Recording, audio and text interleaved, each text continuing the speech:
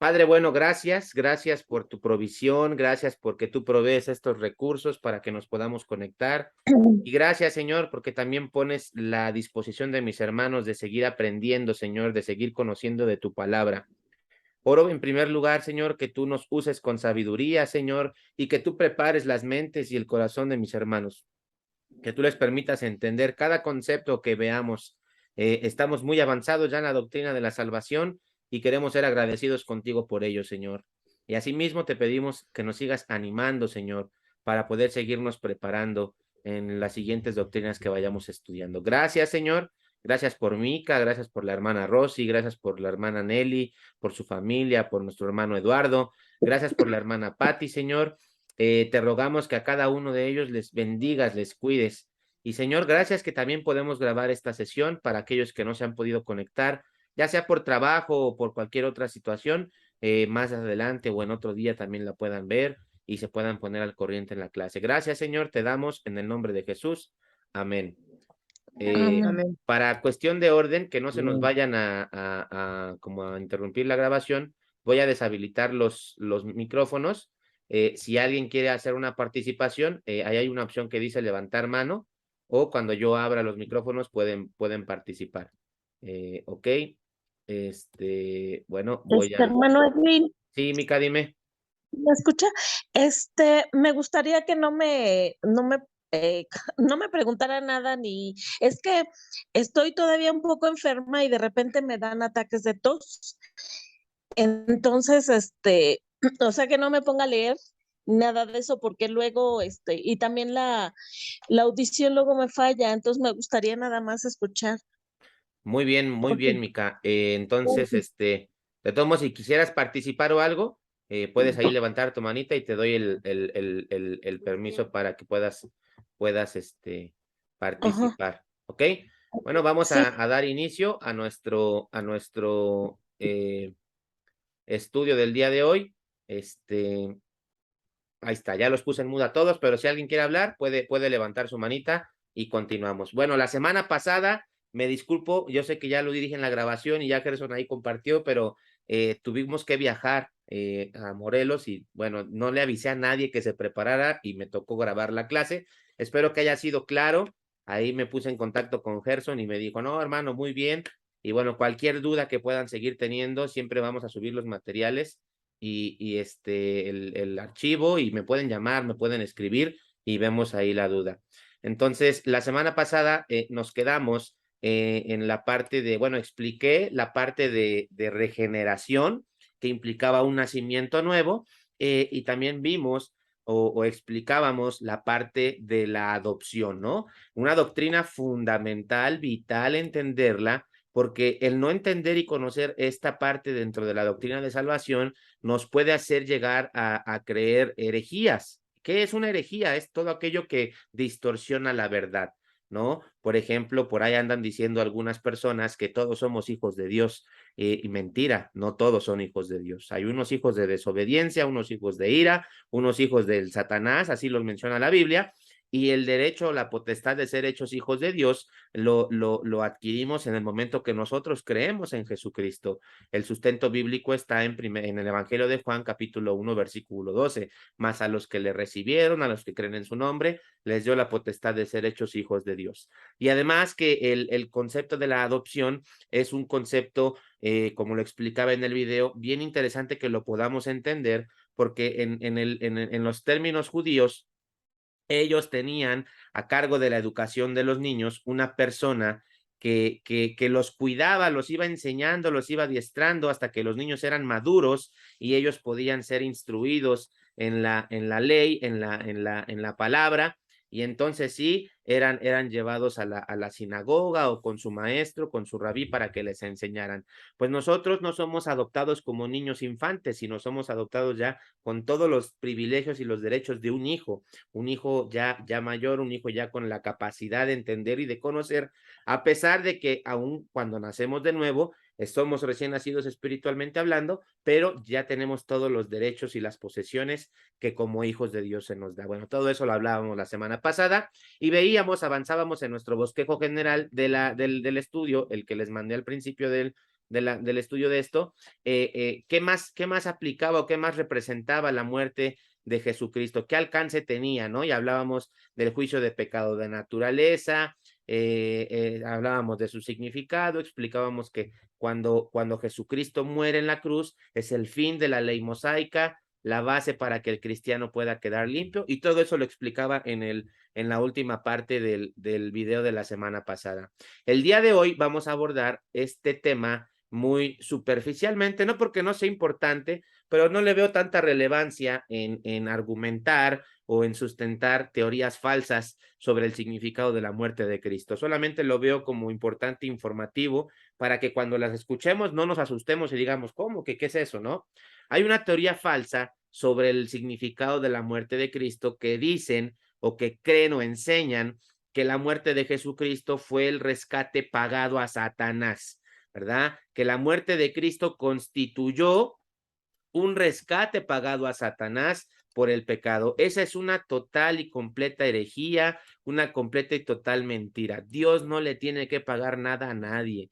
Dios no se ve en la necesidad de darle nada absolutamente a nada. Dios no le debe nada a Satanás. No es una competencia, no es un tema de deudas. Hemos estudiado nuestro cuadro comparativo de la doctrina de la salvación y hay un término que lo enseñó la hermana Rosy que se llama propiciación, que quiere decir que el sacrificio de Jesucristo apacigua no solamente la ira de Dios por el pecado, sino que también lo satisface completamente de su justicia y del juicio de Dios. Entonces, esta enseñanza o esta teoría es una teoría falsa. Y si alguien viene y te dice, no, que cuando Cristo murió en la cruz se estaba pagando el rescate a Satanás, mentira, a Satanás no se le tiene que pagar absolutamente nada.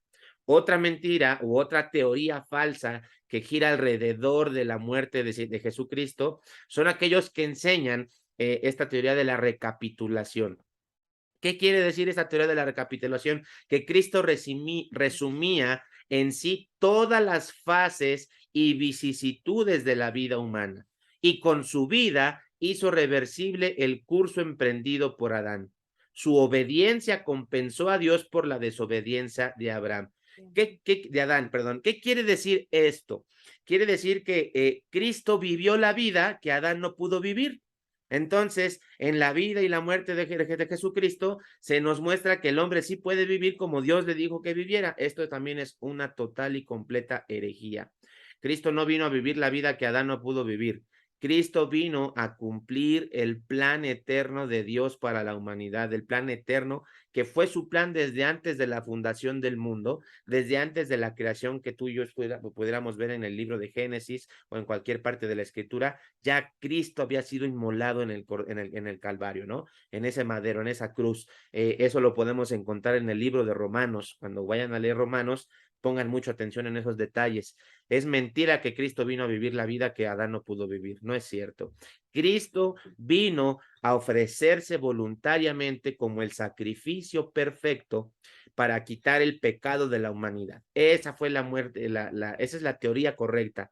Nada de que Cristo vino a cumplir la vida que otro no pudo.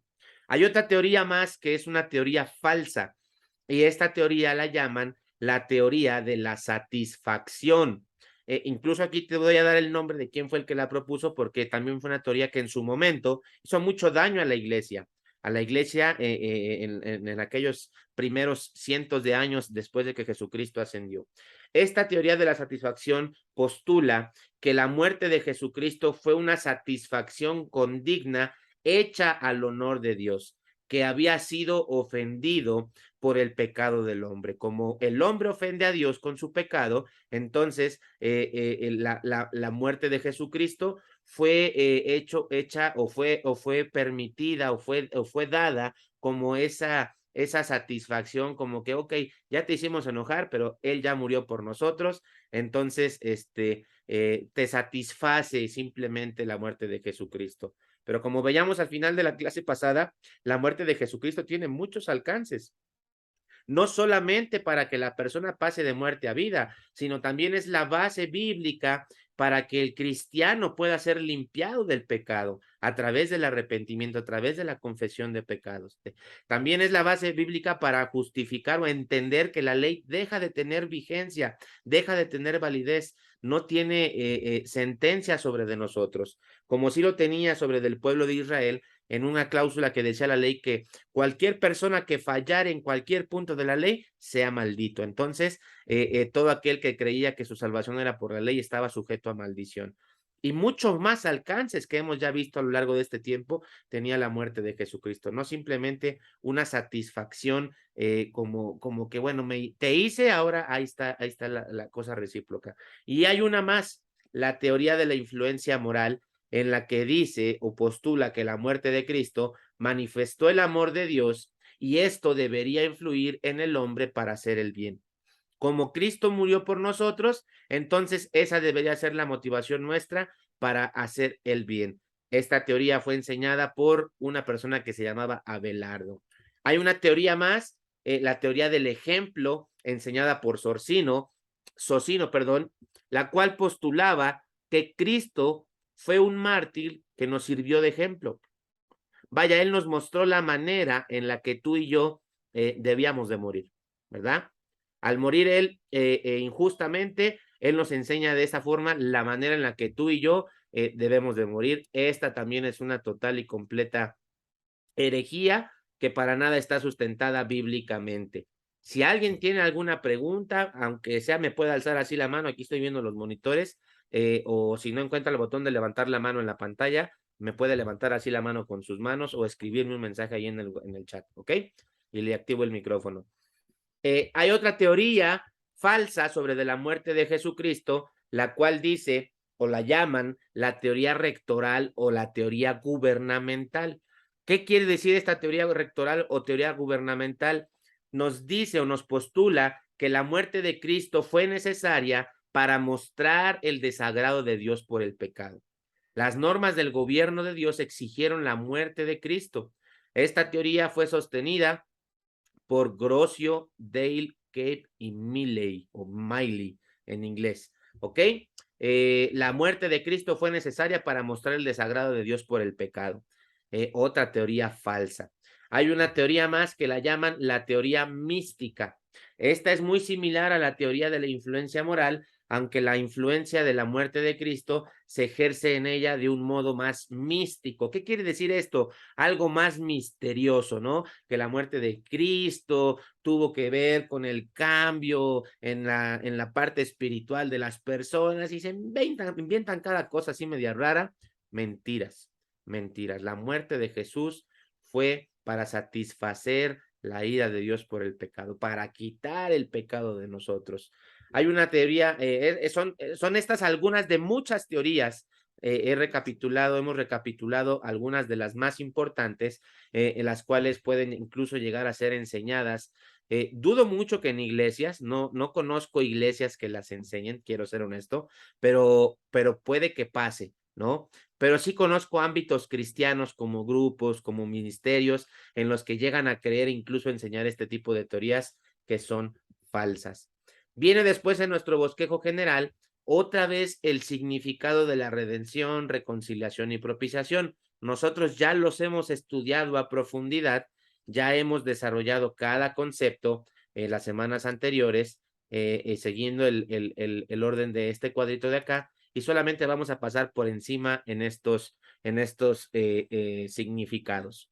Vemos que la redención se extiende a todos los hombres en lo que concierne a pagar el precio por el pecado. Ya Olivia me ayudó a buscar segunda de Pedro 2:1, ¿qué dice? Pero se levantaron falsos profetas entre el pueblo, así como habrá también falsos maestros entre ustedes, los cuales encubiertamente introducirán herejías destructoras, negando incluso al Señor que los compró, trayendo sobre sí una destrucción repentina. La redención se extiende a todos los hombres en lo que concierne a pagar el precio por el pecado. El Señor nos compró por precio y sabemos cuál fue ese precio, la sangre de Jesucristo. Todo el mundo fue reconciliado por Dios y con Dios. Vamos a leer 2 Corintios 5:19, ¿qué dice? Ahí la tiene ya Olivia. 5:19 dice, es decir, que Dios estaba en Cristo reconciliando al mundo con él mismo, no tomando en cuenta a los hombres sus transgresiones, y nos ha encomendado a nosotros la palabra de la reconciliación. Todo el mundo fue reconciliado por Dios y con Dios. Mientras Olivia busca el siguiente pasaje bíblico, esto es muy claro, la Biblia lo habla y lo enseña muchas veces. Todo el mundo, la reconciliación es para todo el mundo, pero la única condición que ya hemos visto muchas veces es que todo el mundo crea, ¿no? El que no cree ya ha sido condenado, pero el que cree no es condenado y tiene vida eterna. Siguiente punto nos dice que la propiciación abarca los pecados de todo el mundo, no solo de los elegidos, como muchos creyentes pueden pensar, incluso sostener. Y este versículo nos ayuda mucho a desmitificar esta parte de los elegidos. ¿Qué dice primera de Juan 2:2? Él mismo es la propiciación por nuestros pecados, y no solo por los nuestros, sino también por los del mundo entero. Ahí está claro, no solamente por nuestros pecados, sino por los del mundo entero. Y al entender la palabra propiciación, entendemos la completa satisfacción por el pecado. Dios está satisfecho con el precio del pecado, que en este caso fue la sangre de Jesucristo. Ahora, la relevancia de la oferta de la oferta universal del evangelio. ¿Se opone la redención limitada o no a las invitaciones del evangelio a todo aquel que crea? Y la verdad, la pregunta la podemos responder bien fácil: no, no se opone, porque la palabra de Dios constantemente nos está diciendo que la salvación es para todo aquel que cree. Hoy en la mañana compartía un versículo, Evangelio de Juan 1:18, que decía que el que cree no es condenado, pero el que no cree ya ha sido condenado y la ira de Dios está sobre de él. La gente se condena a sí misma. ¿En qué momento? Cuando la gente decide no creer. Pero todo aquel que en él cree, dice, tiene vida eterna. Es universal. La oferta del evangelio es universal y no se opone a la redención ilimitada, que es a la que nosotros creemos. Sí se opone a la redención limitada, porque sabemos que la redención es ilimitada, es para todas las personas, para todo el mundo. Obviamente se restringe a todo aquel que cree, ¿ok? ¿Puedes leer, Olivia, primera de Timoteo 4:10? Porque por esto trabajamos y nos esforzamos, porque hemos puesto nuestra esperanza en el Dios vivo, que es el Salvador de todos los hombres, especialmente de los creyentes. En el Dios vivo, que decía que es el Salvador de todos los hombres. Este versículo de Timoteo refuerza todavía más lo que acabábamos de leer en primera de Juan 2:2. No solo de nosotros, sino de todo el mundo, dice Juan. Y aquí Timoteo le dice Pablo a Timoteo que Dios nuestro Salvador y de todos los hombres. El único requisito de la salvación es la fe. Punto número 4 dice, la necesidad de la fe. Cristo no sufre ningún fracaso al haber muerto por todos, sino todos se salvan, puesto que la fe personal es tan necesaria para la salvación como la muerte de Cristo. En resumen, la muerte de Cristo es ilimitada en su valor. Fue para y por todos los hombres, pero la muerte de Cristo se aplica solamente a aquellos que creen. Amén. ¿Dudas hasta este punto? Háganme así con su manita o háganme sí. Ninguna duda, dice Patty. Bueno, los que tienen la cámara apagada, pues no sé, pero entiendo que no. Si no, ahí me lo escribirían. Ahí Nelly ya prendió su cámara, dice que creo que no, no hay ninguna duda. Entonces, la muerte de Cristo es para toda la humanidad, ¿verdad? Pero la muerte de Cristo aplica solamente a los que creen, porque hay un requisito que es creer, ¿verdad? Para todo aquel que en él cree, no se pierda, mas tenga vida eterna. Espero no taparles ahí las letras, ahí está. ¿Ok? Bueno, continuando, vemos como tercer punto de nuestro bosquejo, importantísimo, en la obra de la salvación, en la doctrina de la salvación, en la obra del Espíritu Santo es indispensable, porque como lo vimos en el Evangelio de Juan, y ahorita lo vamos a volver a recapitular, es el Espíritu Santo el que convence a cada persona de pecado. La necesidad del Espíritu Santo es vital por causa de la depravación del hombre. Voy en este momento a abrir los micrófonos para que me ayuden con la lectura. Voy a abrir los micrófonos. No le voy a decir quién lo va a leer. Ya pueden cada quien desbloquear su micrófono, ya está ahí disponible para que lo puedan desbloquear. Pero alguien me va a buscar Romanos 3, versículos del 10 al 11. Otra persona me va a buscar Primera de Corintios 2, 14. Una persona más me va a buscar Segunda de Corintios 4, 3, 4. Y otra persona me va a buscar Efesios 2, del 1 al 3. Ok, Olivia tiene Romanos. A ver, vamos a dejar que Olivia lea Romanos y el que tenga Corintios, después de Olivia, lee Corintios. Del 10 al 18. No hay justo ni aun uno, no hay quien entienda, no hay quien busque a Dios. Todos se han desviado, a una se hicieron inútiles. No hay quien haga lo bueno, no hay ni siquiera uno.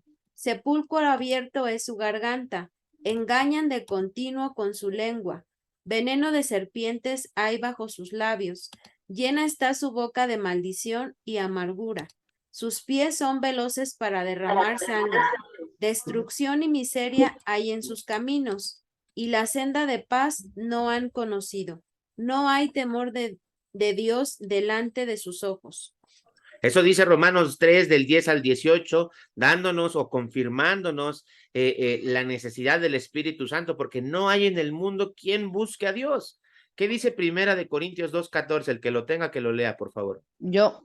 No, pero el hombre natural no percibe las cosas que son del Espíritu de Dios, porque para él son locura y no las puede entender, porque se ha de discernir espiritualmente. La persona, entendemos que la persona sin Cristo, el no creyente, es a quien se está refiriendo ese pasaje. El hombre natural no puede percibir, no puede distinguir, no puede entender las cosas que son espirituales porque está muerto espiritualmente. Esas cosas espirituales se deben de discernir espiritualmente, y quien nos capacita para hacerlo es el Espíritu Santo. Segunda de Corintios 4, 3, 4. ¿Quién la tiene? Yo. Ok.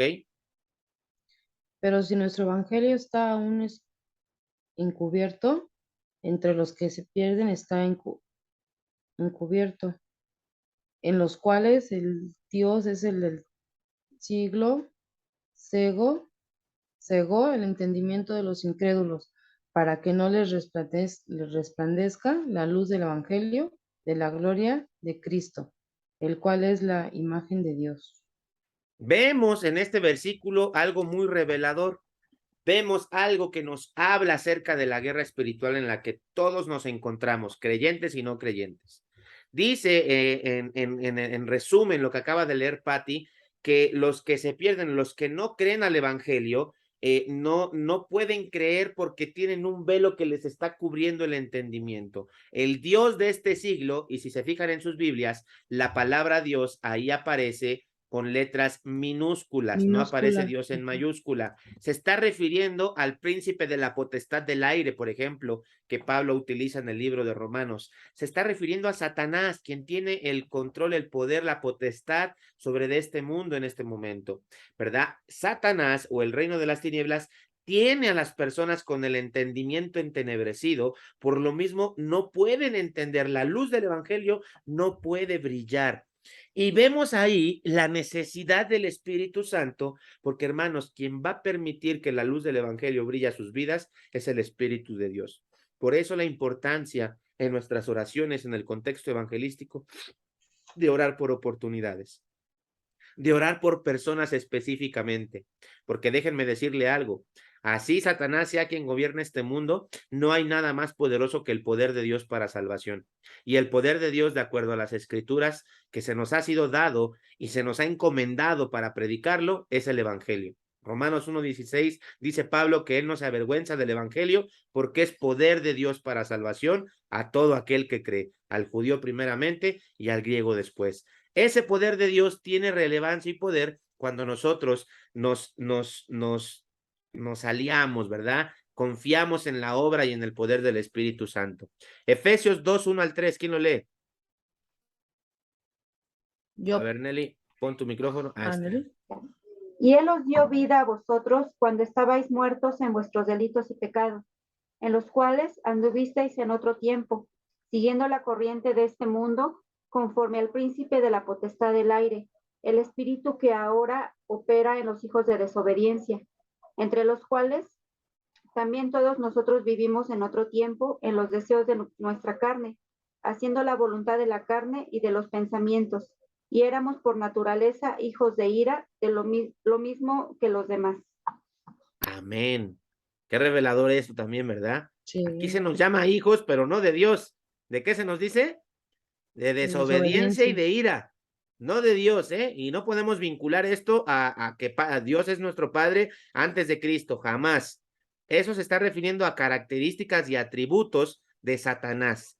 Dios no es desobediente. Dios no, en él no obra el mal, en Satanás. Y entonces, eso éramos nosotros. ¿Cuánta necesidad hay en nosotros de que el Espíritu de Dios obre para la salvación? Es la obra del Espíritu Santo la que hace esa regeneración que hablábamos la semana pasada y nos permite poder nacer de nuevo, poder confiar en Jesús. ¿Ok? La naturaleza del ministerio del Espíritu Santo la entendemos en el Evangelio de Juan, que es donde se nos habla mucho, pero también en el libro de Tito. Ya tiene Olivia el capítulo 16 de Juan, capítulo 16, versículos de 7 al 11. Pongan atención lo que nos dice Juan, o que está hablando Jesús a respecto del Espíritu Santo. Pero yo les digo la verdad, les conviene que yo me vaya, porque si no, No me se voy, oye. el Consolador. Ajá, otra vez. Pero yo les digo la verdad, les conviene que yo me vaya, porque si no me voy, el Consolador no vendrá a ustedes, pero si me voy, se lo enviaré. Y cuando Él venga, convencerá al mundo de pecado, de justicia y de juicio. De pecado porque no creen en mí, de justicia porque yo voy al Padre y ustedes no me verán más, y de juicio porque el príncipe de este mundo ha sido juzgado. ¿Qué va a hacer el Espíritu Santo entonces? Va a convencer al mundo de pecado. Ya estudiamos esta doctrina, no me acuerdo, creo que ya la estudiamos, recuérdenme. Si no la hemos estudiado, la vamos a estudiar, pero creo que ya la vimos. Y una parte importante del Espíritu Santo en la vida del creyente es que él convence de pecado. Edwin no convence de pecado a nadie. Olivia no convence de pecado a nadie. El que convence, el que da convicción de pecado es el Espíritu Santo en las personas. Y también el Espíritu Santo regenera. Él es el que obra la regeneración en el hombre. ¿Quién tiene Tito 3:5? Tito 3:5. Yo. Ok, dice. Nos salvó no por obras de justicia que nosotros hubiéramos hecho, sino por su misericordia, por el lavamiento de la regeneración y por la renovación del Espíritu Santo. Por el lavamiento de la regeneración y por la renovación del Espíritu Santo. Vean todo lo que hace el Espíritu Santo. Él obra. ¿Cómo obra el Espíritu Santo, hermanos? ¿Cómo es el actuar del Espíritu Santo? Es muy fácil. Él obra a través de la palabra de Dios. Cuando el Evangelio es predicado y cuando tú te comunicas con Dios respecto a aquellos que tú quieres alcanzar, el Espíritu Santo está obrando, dirigiendo sus esfuerzos y todos sus recursos en lo que tiene que ver con la salvación de las personas. Por eso es importante, cuando tú hablas con una persona, tu testimonio de vida, usarlo como ilustración, pero la fuente del poder, la fuente de la verdad, lo que va a salvar a la persona, no es tu vida, es el Evangelio. Por eso la importancia de predicar que Cristo murió por nuestros pecados y resucitó de los muertos. Eso es lo que salva a las personas y esa es la forma en la que el Espíritu Santo quebranta el corazón de una persona cuando la persona requiere entender que es un pecador que necesita de un Salvador. Y bueno, vemos en cuarto lugar también las bendiciones de la salvación. Vemos como primer bendición la bendición de la aceptación. Esta aceptación se expresa en términos como somos redimidos. Romanos 3:24, ¿qué dice? Todos son justificados gratuitamente por su gracia, por medio de la redención que es en Cristo Jesús. Somos aceptados, somos redimidos en Cristo Jesús. Amén. Amén. También el segundo punto de esta aceptación se expresa en términos como reconciliados. Ya leímos 2 Corintios 5, 19 al 20, el 19 lo leímos, pero ahora leamos del 19 al 21. ¿Quién lo tiene y lo puede leer? 2 Corintios 5, 19 al 21. Del 19. Sí, del 19 al 21. Es decir, que Dios estaba en Cristo reconciliando al mundo con él mismo, no tomando en cuenta a los hombres sus transgresiones, y nos ha encomendado a nosotros la palabra de la reconciliación.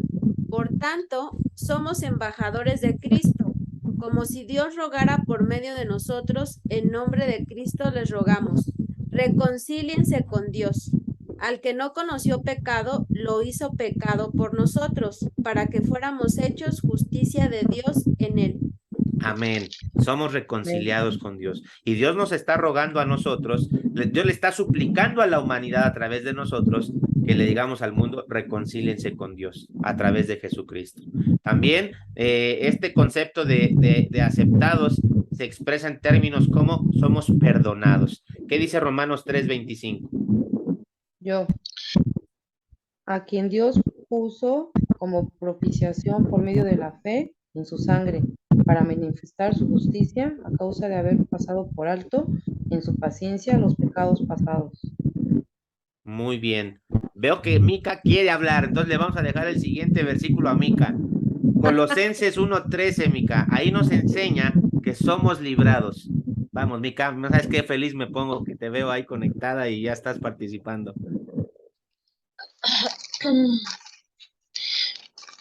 Colosenses.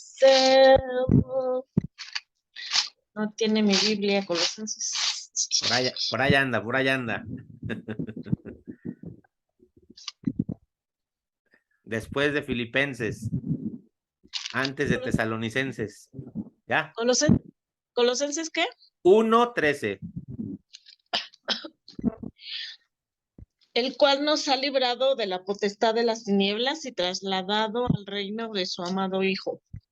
Vemos el concepto de librados. Nos ha librado del reino de las tinieblas y nos ha trasladado al reino de su Hijo amado. Este versículo es muy conocido por todos, ¿verdad? Somos aceptos y muy favorecidos. Efesios 1:6. ¿Quién lo lee?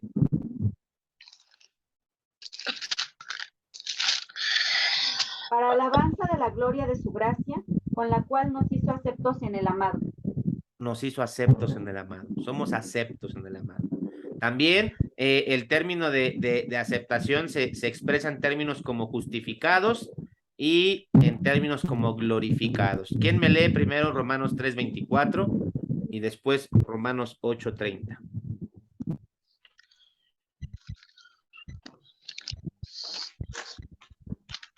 Romanos 3:24 y luego Romanos 8:30.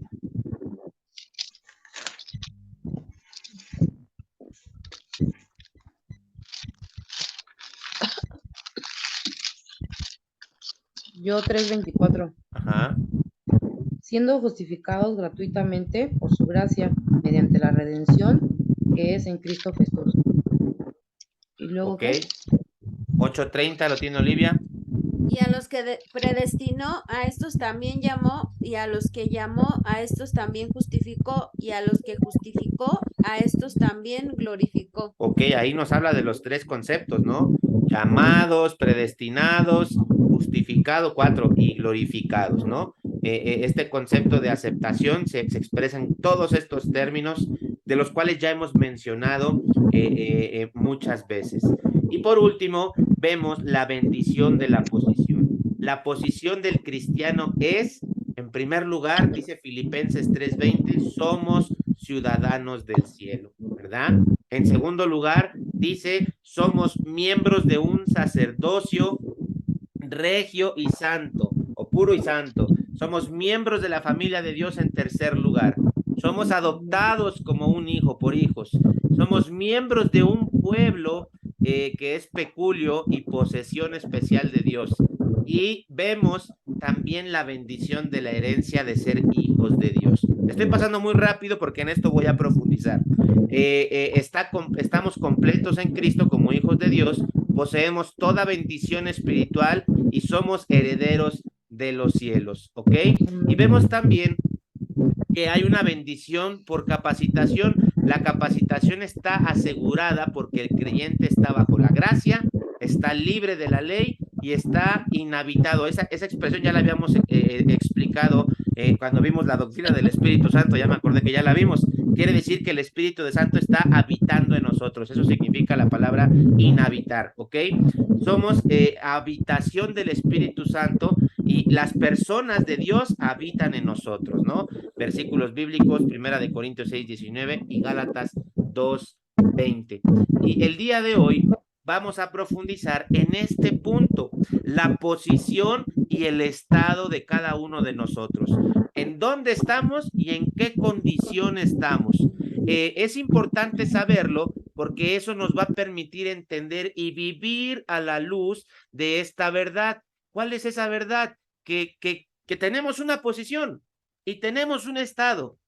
Los que hemos asistido a los cultos y hemos escuchado los sermones de Efesios, hemos hablado mucho de nuestra identidad, de nuestras posesiones y de nuestra posición. Pero hoy vamos a profundizar en los últimos 15 minutos que nos quedan, 20 minutos nos quedan, un poco más en esta parte de posición y estado de los creyentes.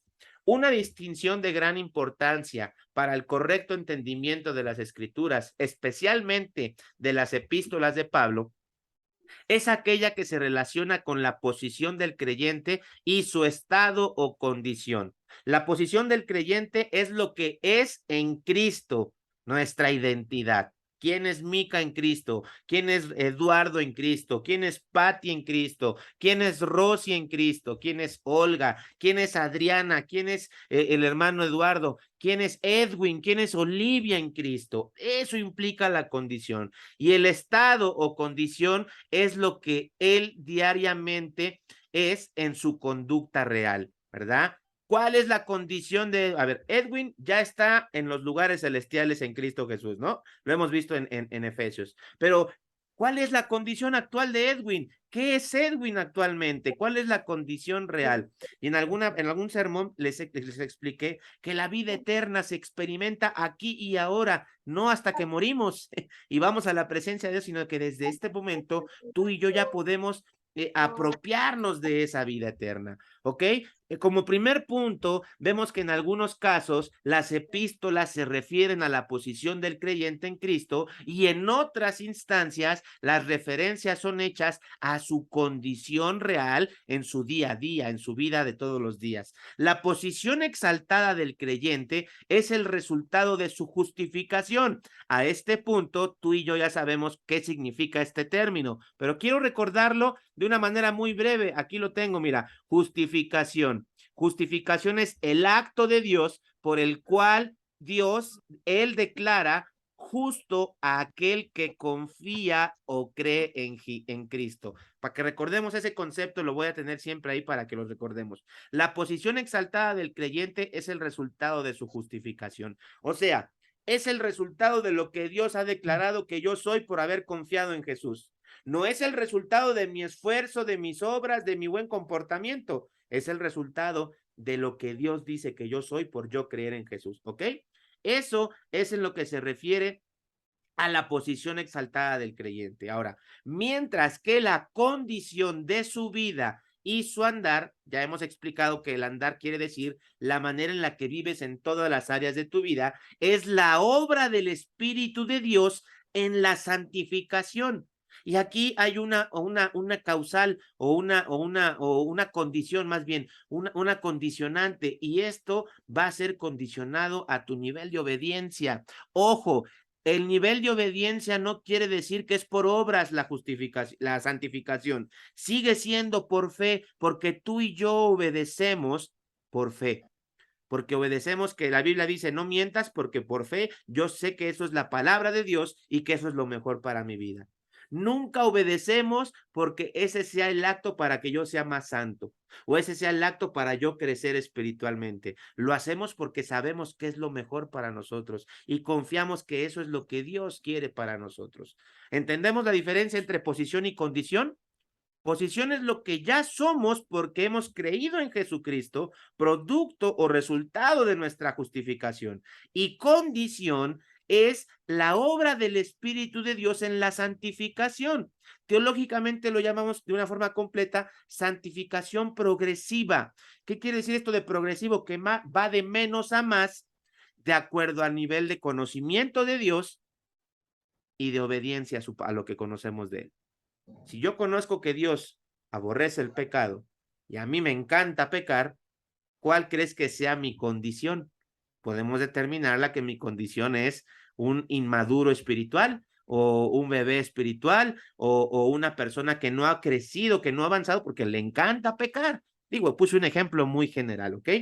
Hay 3 clases de gente de acuerdo a la que la Biblia nos enseña. La primera es la gente natural. Y como lo veíamos hace rato en unos versículos, creo que lo leyó la hermana Rosy, que el hombre natural no puede entender las cosas que son espirituales. Cuando la Biblia habla acerca del hombre natural, se refiere a aquellas personas que no son creyentes, aquellos que no han sido salvados, ¿verdad? Por la sangre de Jesucristo, no han puesto su fe en Jesucristo. El hombre espiritual somos nosotros como creyentes que hemos creído en Jesucristo y que andamos en el Espíritu, ¿verdad? Como lo explica Romanos capítulo 8 de los primeros 15 versículos. Y el hombre carnal es también un creyente, pero que vive sujeto a las obras de la carne, como las explica Pablo en el libro de Gálatas, capítulo 5, versículos del 13 al 19, ¿no? Y manifiestas son las obras de la carne, celos, ira, contienda, amargura, tal, y cosas semejantes a esas, dice Pablo. Esas son las 3 clases de gente que podemos ver en la Escritura. Y podemos determinarlo en qué área, en qué condición está cada quien o cada individuo, cada persona, por su actitud hacia la Biblia. Ya leyó la hermana Rosy, 1 Corintios 2:14. Ahora alguien lea 1 Corintios 2:14 al 3:1 para que entendamos completo el contexto del pasaje. 1 Corintios 2:14 hasta el 3:1, ¿ok? Quien lo tenga, lo lee. Están abiertos los micrófonos. Nada más le dan ahí activar micrófono. 1 Corintios 2:14 al 3:1. Nelly, ok, ya aprendió Nelly. Dice, pero el hombre natural no percibe las cosas que son del Espíritu de Dios, porque para él son locura, y no las puede entender, porque se han de discernir espiritualmente. En cambio, el espiritual juzga todas las cosas, pero él no es juzgado de nadie, porque ¿quién conoció la mente del Señor? ¿Quién la instruirá? Mas nosotros tenemos la mente de Cristo. De manera que yo, hermanos, no pude hablaros como a espirituales, sino como a carnales, como a niños en Cristo. Amén. ¿Cómo dice Pablo que no pudo hablarles? No pudo hablarles como a espirituales, sino como a carnales. Y aquí nos da una profundidad o una claridad más a qué es ese carnal, ese niño en Cristo. Esa persona que tal vez creyó en Jesucristo, fue salvada por Jesucristo, puso su confianza en Jesucristo, pero se quedó ahí. Esa fue su condición. Nunca aprendió, nunca leyó, nunca se discipuló, nunca obedeció. Esos son los denominados carnales. Y hermanos, déjenme decirles algo. Desafortunadamente, hoy en la cultura eclesiástica en la que vivimos, muchos cristianos están en esa condición. Y muchos cristianos que todos los domingos no faltan a la iglesia, que conocen de Biblia porque alguien se las ha hablado o porque han leído mucha literatura, pero nunca se han sentado a estudiar la Biblia. Y eso, en vez de sentirnos a nosotros, darnos un sentimiento de que, nosotros sí la estamos estudiando, nos debe de llevar a entender la responsabilidad que Dios nos dejó. Dios nos dijo que fuéramos y predicáramos el evangelio, pero Dios también nos dijo que fuésemos y hiciésemos discípulos. Tenemos que hacer la tarea integral y nuestra responsabilidad. Si identificas a alguien en la iglesia, por favor no esperes que alguien te dé permiso o te apruebe, discipúlalo. Invierte lo poquito que tú sabes de Dios en él. Enséñalo a leer, enséñalo a orar, enséñalo a leer un libro que sea cristiano, que lo compare con su Biblia, muéstrale lo poquito o lo mucho que has aprendido, llévalo al conocimiento de él, ¿verdad? Nuestra relación con Cristo determina si somos naturales o si somos regenerados.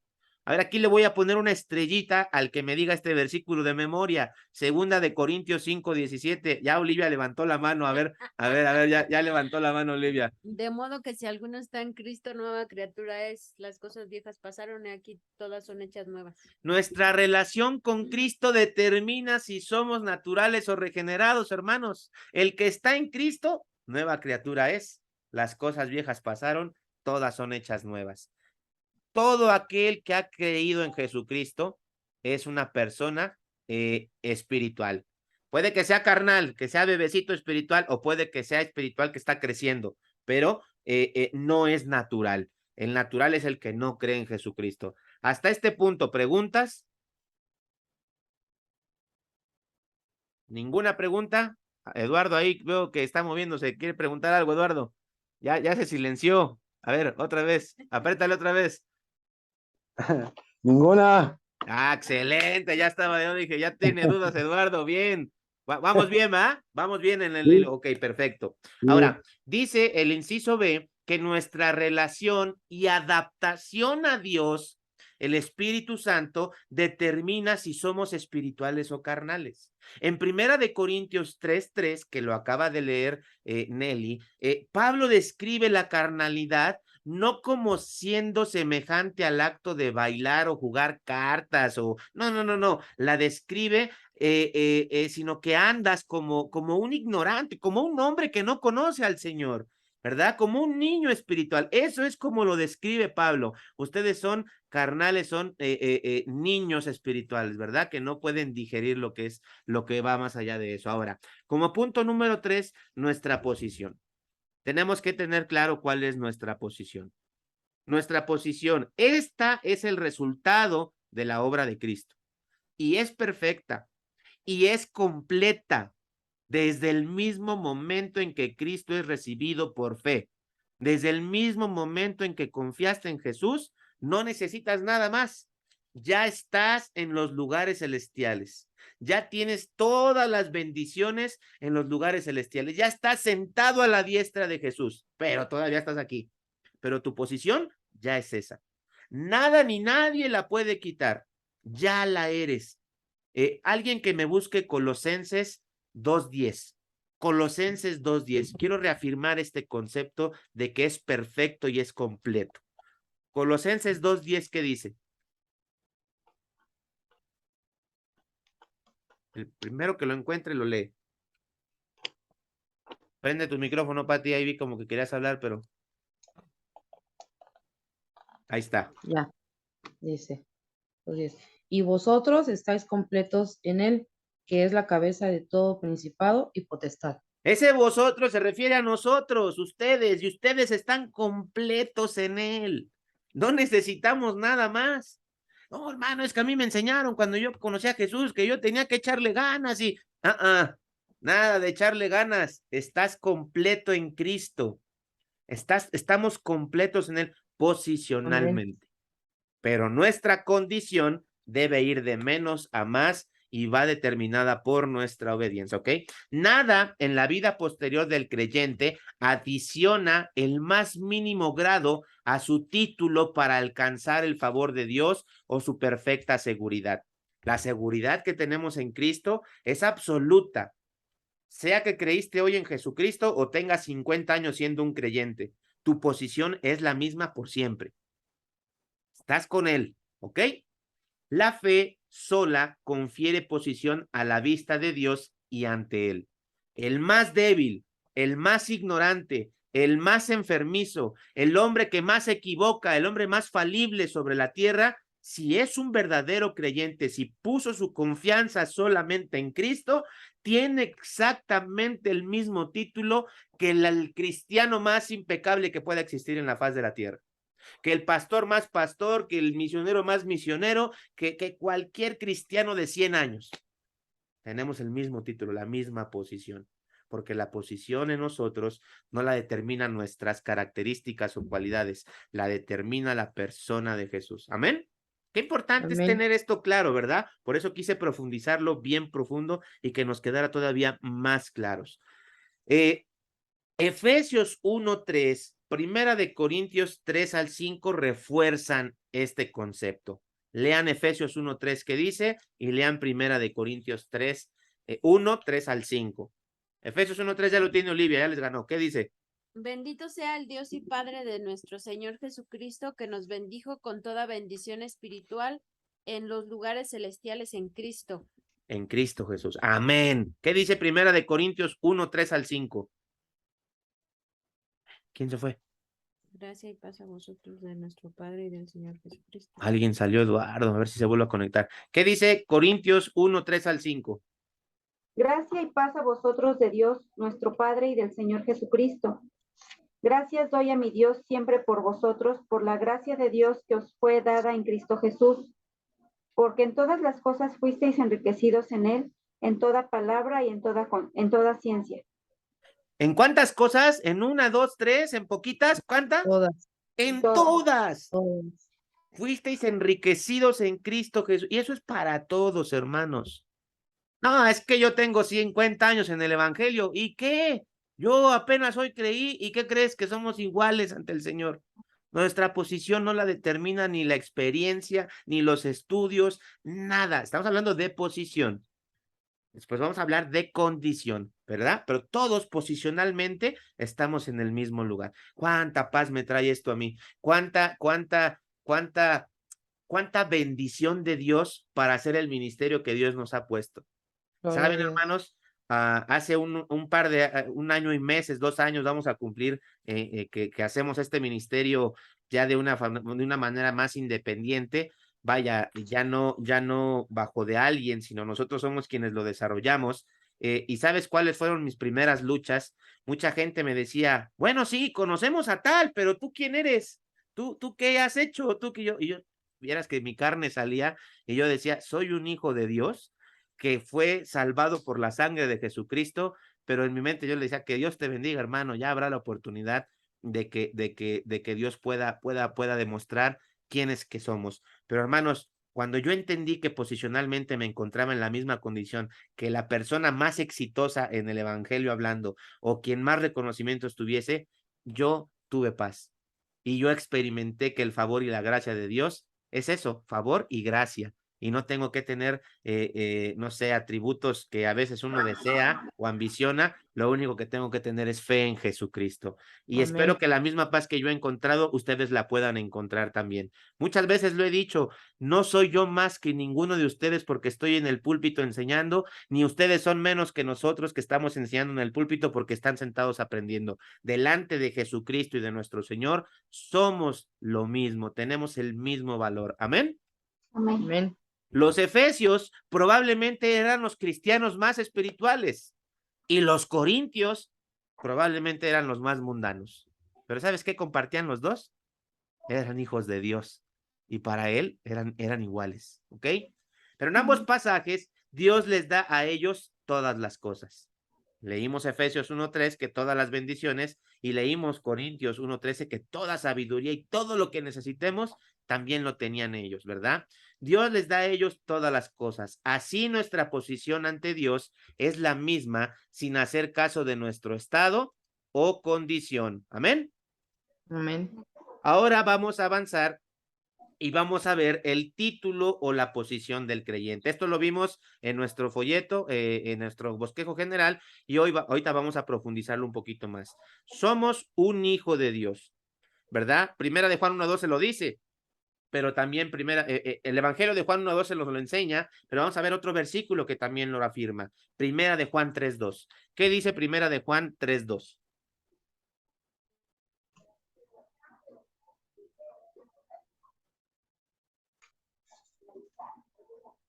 Este vino a Jesús de noche y le dijo. Sí.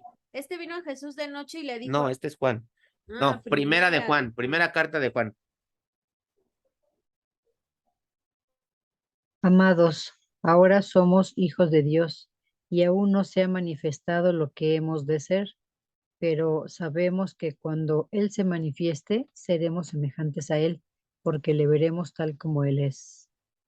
Ok. ¿Qué dice que somos en un principio? Amados, ¿qué? ¿Qué somos? Hijos de Dios.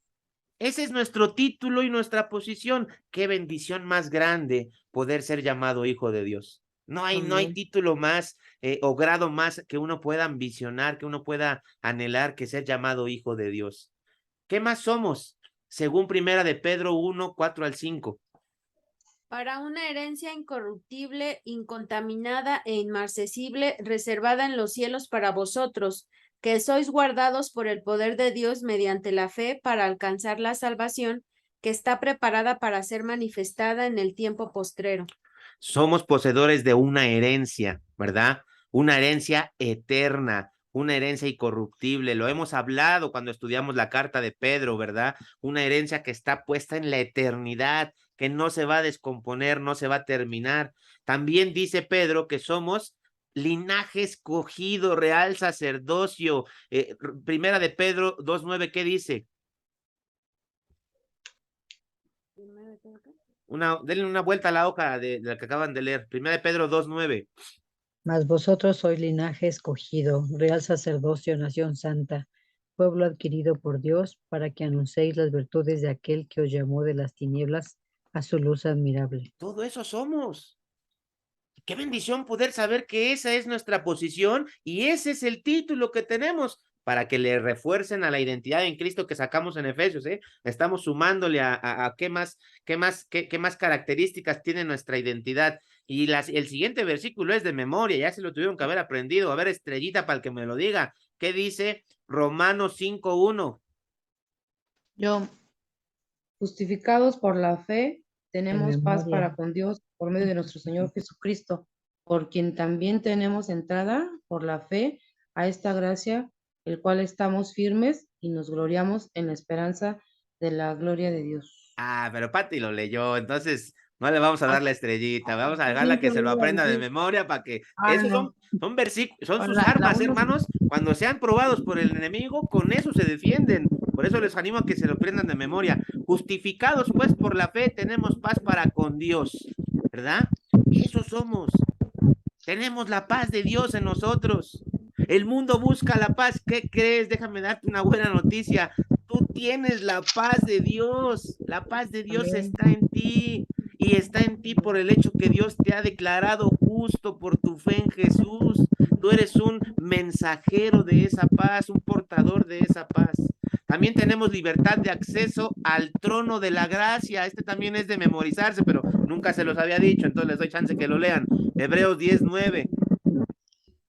Y Dale, diciendo Mica. luego, he aquí que vengo, oh Dios, para hacer tu voluntad, quita lo primero para establecer esto último. Ok. Libertad de acceso para hacer la voluntad del Señor. Dice también que somos hechos vivos, resucitados y sentados con Cristo. Efesios 2:4-6. ¿Quién lo tiene, Mica? Sí, Dale, Mica. voy. Efesios. Oh.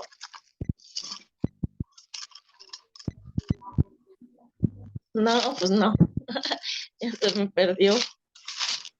Pero Dios, que es rico en misericordia por su gran amor con que nos amó, aun estando nosotros muertos en pecados, nos dio vida juntamente con Cristo. Por gracia sois salvos. Y juntamente con Él nos resucitó y asimismo nos hizo sentar en los lugares celestiales con Cristo Jesús, para mostrar en los siglos venideros las abundantes riquezas de su gracia en su bondad para con nosotros en Cristo Jesús. Amén. Somos hechos vivos, resucitados y sentados en Cristo Jesús. Somos bautizados por el Espíritu Santo. Somos un reino de sacerdotes. Somos bendecidos, ya leímos Efesios 1:3, con toda bendición espiritual, herederos de Dios y coherederos en Cristo Jesús, poseedores de vida eterna, aceptos en el amado, sellados con el Espíritu Santo, llamados santos, templo del Espíritu. Son 15. Yo te animo a que busques más. Son 15 solamente. Y ahí están los versículos bíblicos. Te voy a pasar este archivo. Todo eso somos. Todo ese título tú y yo tenemos. No por méritos, ¿eh? Nada de lo que tú y yo queramos hacer alcanza para lograrlo. Es por la fe en Jesucristo. Y eso a mí me trae paz. Eso a mí me trae mucho ánimo. aún en mis momentos más difíciles, donde ahorita traigo la pompa izquierda hacia arriba y camino y me duele y sé que tengo compromisos y nada me sale bien, soy un hijo de Dios. Soy un real sacerdocio, soy heredero de Dios y aunque me duela un montón, es pasajero. Puede que me duela el resto de mi vida, pero ¿cuánto voy a vivir? Toda la eternidad lo voy a pasar con Él. Y puede que estés pasando una situación bien difícil, tal vez que en este momento no puedas entender, pero ¿sabes una cosa? Eres todo esto en Cristo Jesús. Y Amén. la peor situación que estés pasando, hermanos, hermanas, es pasajera. Esto es eterno. Esto tiene un valor eterno que no va a perecer jamás. Amén. Vamos a avanzar porque me estoy tardando, ya se nos fue el tiempo. La relación entre posición y estado. Lo que el estado condición real de vida del creyente debe ser es algo bastante distinto a la posición, ¿ok? Lo que el estado condición real de vida del creyente debe ser es algo bastante distinto. Sin duda, está bastante por debajo de su posición, exaltada en Cristo. Es la constante exhortación de las Escrituras al creyente de traer su andar, su manera de vivir, más y más en conformidad y armonía con su exaltada posición en Cristo. Posicionalmente estamos aquí, pero condicional, o sea, nuestra condición a veces está como por acá. Bueno, no me ayuda la cámara, pero a veces acá nos tiene Dios y acá andamos nosotros, ¿no? Esto constituye el esfuerzo constante también del Espíritu de Dios que mora en nosotros en su obra de santificación, ¿ok? Hay un cuadro.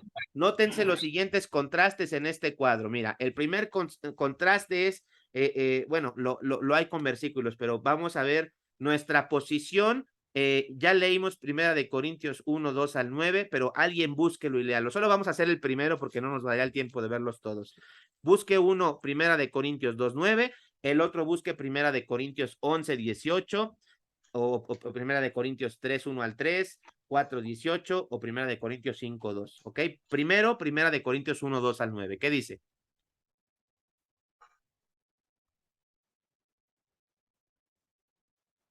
Yo lo leo, hermano. Dele. Primera de Corintios 2:9. 1, 2 al 9. Muy bien. Capítulo 1, versículo 2 al 9. A la iglesia de Dios que está en Corinto, a los santificados en Jesucristo, en Cristo Jesús, llamados a ser santos con todos los que en cualquier lugar invoca el nombre de nuestro Señor Jesucristo, Señor de ellos y nuestro. Gracia y paz a vosotros, de Dios nuestro Padre y del Señor Jesucristo. Acción de gracias por dones espirituales. Gracias doy a mi Dios siempre por vosotros, por la gracia de Dios que os fue dada en Cristo Jesús, porque en todas las cosas fuisteis enriquecidos en Él, en toda la palabra y en toda la ciencia, así como el testimonio acerca de Cristo ha sido confirmado en nosotros, de tal manera que nada os falta en ningún don, esperando la manifestación de nuestro Señor Jesucristo, el cual también os confirmará hasta el fin, para que seáis irreprensibles en el día de nuestro Señor Jesucristo. Fiel es Dios, por el cual fuisteis llamados a la comunión con su Hijo Jesucristo, nuestro Señor. Amén. Esa es nuestra posición. No nos falta nada. Con todo hemos sido enriquecidos. Fiel es Dios, ¿ok? Ahora veamos nuestro estado. Olivia tiene Primera de Corintios 11, 18. Ella lo va a leer eso. Pues en primer lugar, cuando os reunís como iglesia, oigo que hay entre vosotros divisiones y en parte lo creo. Nos dividimos. Esa es nuestra condición como creyentes. ¿Quién tiene capítulo 3, versículos del 1 al 3? Yo. Ajá. De manera que yo, hermanos, no puedo hablar como a espirituales, sino como a carnales, como a niños en Cristo. Os di a beber leche y no vianda, porque aún no sois capaces todavía, porque aún sois carnales, pues habiendo entre nosotros celos, con, Contiendas. contiendas disensiones, no sois carnales y andáis como hombres. ¿No sois carnales y andáis como hombres? Es una pregunta ay, se me fue el nombre, sarcástica, ¿no? ¿Cuál es nuestra condición? Tenemos celos, hay envidias. A ver, ¿quién lee 4:18 de Primera de Corintios? Yo, más algunos están envanecidos, como si yo nunca hubiese de ir a vosotros.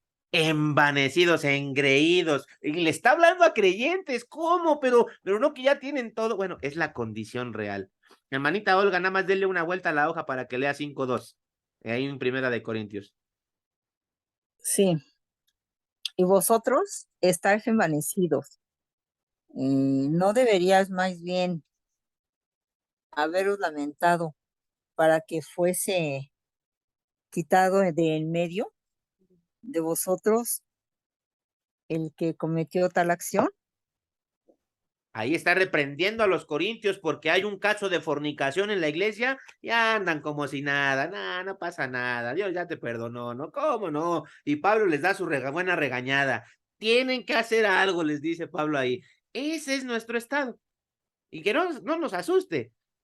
Hace 2000 años pasaba ya eso en Corintio. Entonces, nuestra posición muy por encima de nuestra condición que está muy por debajo. ¿Ok? ¿Vamos entendiendo el concepto? Híjole, ya me pasé. ¿Me dan chance 10 minutos más? Sí. Sí, va. Los hombres son, bueno, aquí voy a decirlo en plural. Los hombres y las mujeres también somos muy presumidos en su vida cristiana. Tenemos esa tendencia, ¿verdad? Esta es la causa de que el nivel cristiano término medio sea tan bajo. Mucha gente que usa Primera de Juan 8:9, mucha gente usa Primera de Juan 1:8 y 9, que dice, si confesamos nuestros pecados, Él es fiel y justo para perdonarnos de toda maldad y limpiarnos de su sangre, nos limpia de toda maldad, y que si confesamos nuestros pecados, bueno, eso dice, lo estoy parafraseando, ¿no? En lugar de vivir en Romanos 6, y estoy diciendo del capítulo, no del versículo, y Romanos capítulo 8. Romanos 6 empieza así, ¿qué diremos pues? ¿Perseveraremos en el pecado para que la gracia abunde? Y luego dice Pablo rotundamente, en ninguna manera. Romanos 8:1 comienza, ahora pues ninguna condenación hay para los que están en Cristo Jesús, los que andan conforme al Espíritu, no conforme a la carne. Ah, no, pero yo voy a Primera de Juan, entonces si yo peco me arrepiento. Ahora, no estoy diciendo que eso sea malo, pero muchas veces eso no nos permite crecer en nuestra condición y justificamos nuestros celos, nuestras contiendas, nuestras iras, nuestras maledicencias. Y ya viste a este que no sé qué, y ya viste que el otro que no sé qué tanto, y entonces manifestamos más la conducta que Pablo reprende y exhorta en Primera de Corintios. Pobre de la iglesia de Corintios, ¿verdad? Es la que más regañan, pero que la posición que Pablo dice que tenemos. Entonces, nuestra posición, el conocer nuestra posición, debe llevarnos a ver en qué condición nos encontramos y hacia dónde tenemos que ir, hacia dónde tenemos que apuntar. Si mi condición natural como creyente o mi condición normal de creyente manifiesta celos, ira, contienda, maledicencia y todo lo que acabamos de leer, entonces, ¿sabes qué tenemos que hacer? Tenemos que llegar al Señor y pedirle perdón, ¿sí? Confesar nuestros pecados, ¿sí? Y no perseverar en ellos. Y andar en el Espíritu. Y manifiestas son las obras de la carne, pero yo ya no ando en ellas. Manifiesto es el fruto del Espíritu: amor, gozo, paz, paciencia, bondad, benignidad, fe, mansedumbre y templanza. A eso tengo que apuntar. Amén. Amén. El orden divino bajo la gracia es dar en primer lugar la posición más alta posible y luego exhortar al creyente a mantener su estado en armonía con ella. Pablo nos habla de ello en el capítulo 5, de Efesios, donde nos dice que debemos de mantener un balance. Tenemos que encontrar un equilibrio en nuestra vida cristiana. ¿Somos esto? ¿Y cómo estamos viviendo? ¿En qué condición nos encontramos? ¿Estamos nivelando la balanza o está así? ¿O pesa más lo que soy que la condición en la que me encuentro? Vemos ahí más pasajes acerca de la posición y acerca del estado de los creyentes. Se los dejo de tarea para que los vean. Están interesantísimos. Vean, va el consejo. Vean este cuadro que les voy a dejar en el grupo de WhatsApp. Agarren un cuaderno, una hoja de papel, pónganle posición, pongan el versículo, escríbanlo con su puño y letra, y luego del otro lado ponen estado, ponen el versículo y lo escriben con puño y letra. Y se van a dar cuenta cuál es su estado y a dónde tienen que llegar. Les va a ser de mucha bendición, les va a permitir hacer ajustes, nos va a permitir hacer ajustes y poder crecer en nuestra fe. Amén. Como Amén. conclusión, ya para pasar a la oración. Toda la obra posterior de Dios en favor del creyente, es decir, la aplicación de la palabra en su andar y conciencia, en su manera de vivir, las disciplinas de la mano del Padre, el ministerio del Espíritu Santo y la transformación final cuando Él aparezca, están todos simplemente destinados a traer el carácter en perfecta conformidad a la posición que ya es nuestra en el instante que se convirtieron o que nos convertimos o en el instante en el que confiamos en Jesús. Dios es el más interesado en traer nuestra condición presente en armonía con nuestra posición en Cristo. Y ese es el diario vivir del creyente. ¿Ven qué interesante se vuelve la doctrina de la salvación? Porque no tiene nada más que ver con el momento en que creímos, sino con nuestro diario vivir hasta que Cristo viene por nosotros. Y teniendo todos estos conocimientos y conceptos bien claros, se vuelve más fácil. Bueno, el que ya lo haya logrado, que me diga cómo le hizo, ¿verdad? Pablo vemos que dice, no es que yo lo haya logrado todo, sino que prosigo al blanco, sigo adelante, hasta que vemos que Pablo va a ser muerto, va a ser llevado a que le corten la cabeza. Vemos cómo Pablo puede decir, he peleado la buena batalla, he acabado la carrera, he guardado la fe. Pero vemos que Pablo durante su caminar, él decía, todavía me falta, no pretendo ya verlo o saberlo todo, sigo adelante, puesta mi mirada en Jesús, ¿ok? Dios está interesado en traer nuestra condición presente en armonía con nuestra perfecta posición en Cristo. Aunque Cristo está en nosotros por el nuevo nacimiento, por la regeneración que llevó a cabo el Espíritu Santo, aún tenemos que crecer hacia la madurez. Todos los días, hermanos, hasta que el Señor nos llame a su presencia. Oye, pero ya tiene 80 años, ya dale chance. Todos los días hasta que el Señor nos llame a su presencia. Oye, pero ya es un niño. Todos los días hasta que el Señor nos llame a su presencia.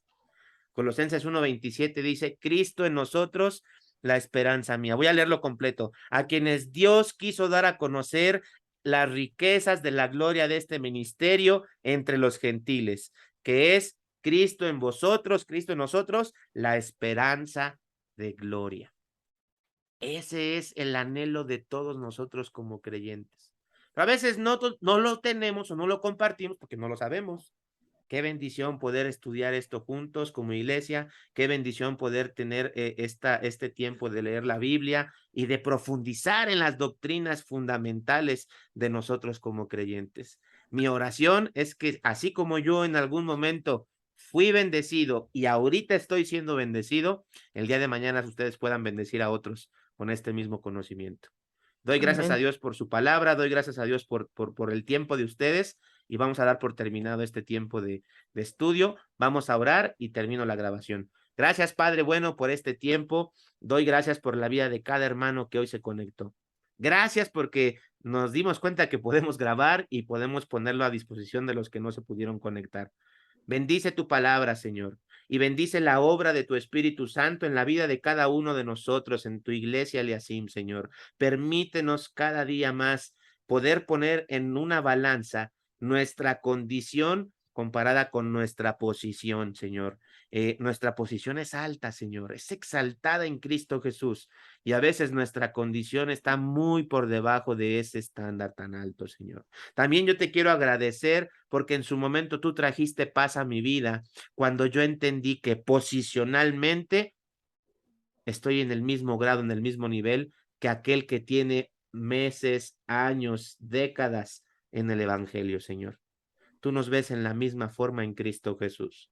Pero al mismo tiempo me ha desafiado todos estos días de mi vida, en la cual mi condición debe buscar ese balance con mi posición. Señor, ayúdanos, ayúdanos, ayuda a tu iglesia, Señor, a poder asemejarnos cada vez más a Cristo por el estudio de tu palabra, por la oración constante, Señor, y por la comunión entre unos y otros. Gracias, Padre. Oramos en el nombre de Jesús. Amén. Amén. Amén. Y le doy aquí dejar de grabar.